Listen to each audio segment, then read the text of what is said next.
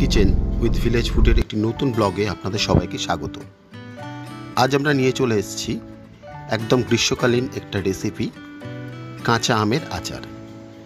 তো এই আচার বানানোর জন্যই আমরা প্রথমে আমগুলোকে ছুলে কেটে নেব। দেখতেই পাচ্ছেন আমগুলোকে কেটে ছুলে নেওয়া হয়েছে।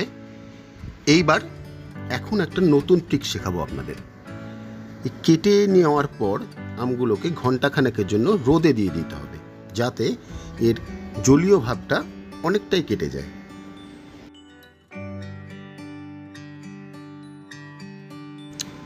রোদের থেকে তুলে নিয়ে এসে প্রথমেই আমগুলোতে মিশিয়ে দেব লবণ।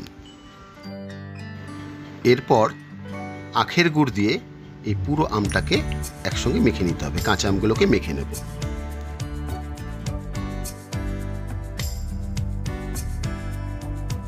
মাখা হয়ে গেলে আমগুলোকে আধ ঘন্টার জন্য ওইভাবেই রেখে দেব। আচার তৈরি করতে গেলে মশলা তো মাস্ট, তাই মশলাটা তৈরি করে নেব। এবার মশলার মধ্যে আছে মৌরি, 5 ফোড়ন, ধনে, কয়েকটা শুকনো লঙ্কা আর গোটা 5 গোলমরিচ। সব মশলাগুলোকে একসঙ্গে মিক্সিতে গুঁড়ো করে নিয়েছি। আপনারা চাইলে শিলেও বাটতে পারেন, কিন্তু দেখবেন যাতে মশলা সম্পূর্ণ ডাস্ট না হয়, একটু দানা থাকে। আধ ঘন্টা পর দেখবেন অনেকটা জল জল ভাব চলে এসেছে গুড়টার মধ্যে। আমরা কিন্তু কোনো রকমভাবে জল দিইনি। আমের মধ্যে যে জলীয় ভাবটা রয়েছে সেটাই গুড়ের সঙ্গে মিশে এই জলটা তৈরি করে দেবে। আর এই আচারটা রান্নাও হবে ঠিক এই জলেই।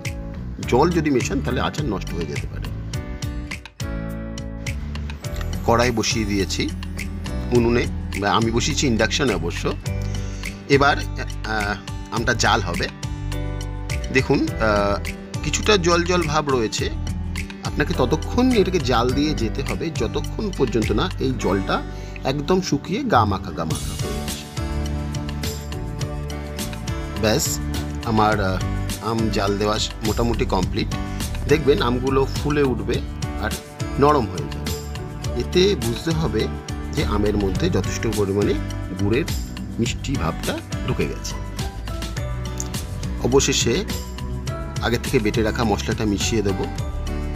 আর এই মশলাটাই কিন্তু আচারের যে স্বাদ সেটা বৃদ্ধি করে। আপনার মশলা যত ভালো হবে আচারের স্বাদও তত বাড়বে। ভালো করে মিশিয়ে নেব। আমার আমের আচার রেডি। এবার ইন্ডাকশনটা বন্ধ করে দেব আর আচারটাকে রেখে দেব ঠান্ডা হওয়ার জন্য। অবশেষে এলো আচার জারবন্দি করার পালা। মনে রাখবেন আচার সবচেয়ে কিন্তু ভালো থাকে কাঁচের জার বা বয়ামের মধ্যে। আর বয়াম বা কাঁচে ঢোকানোর আগে অবশ্যই আচারটাকে ঠান্ডা করে নেবেন, নাহলে কাঁচের জার ফেটে যাওয়ার ভয় থাকে। তাহলে আর কি, দেরি না করে চটপট বানিয়ে ফেলুন এই কাঁচা আমের আচার আর স্টোর করে সারা বছর ধরে খেয়ে যান। রেসিপিটা ভালো লাগলে অবশ্যই লাইক কমেন্ট করে দেবেন। আর নতুন ভিউয়ার্সরা অবশ্য করেই সাবস্ক্রাইব করে পাশের বেল আইকনটা বাজিয়ে দেবেন। তাহলে দেখা হচ্ছে আগামী ব্লগে। কথা হবে, দেখা হবে। নমস্কার।